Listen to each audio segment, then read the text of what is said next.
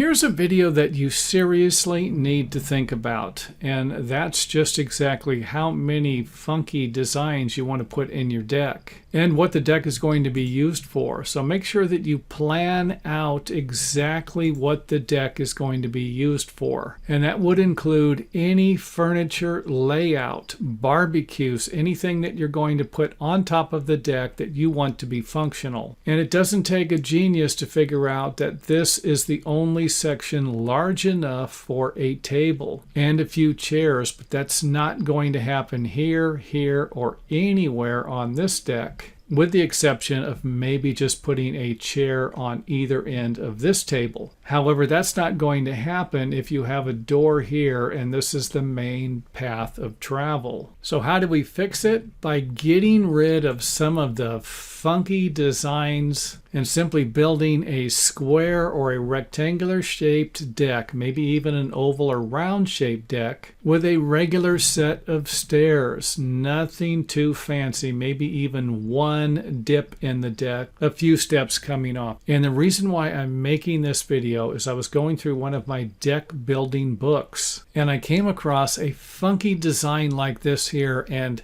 in the caption it said something like masterpiece, like it was a work of art. And if that's what it was going to be, then great, they did a good job, but there was no way that that particular deck was going to be functional for anything other than a crazy path away from the entrance area. So the moral of this video is just to simply give your deck plan a little more thought as to what it's going to be used for and whether or not the barbecue or the table is actually going to fit in a designated area or not, to prevent you from being disappointed with the ultimate outcome of your crazy and funky deck design.